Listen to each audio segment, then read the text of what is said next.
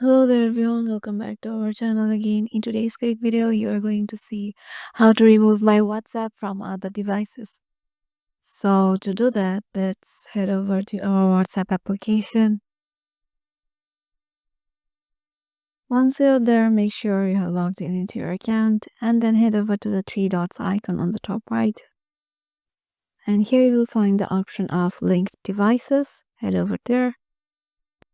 And here you will find the devices in which your WhatsApp account is currently logged in.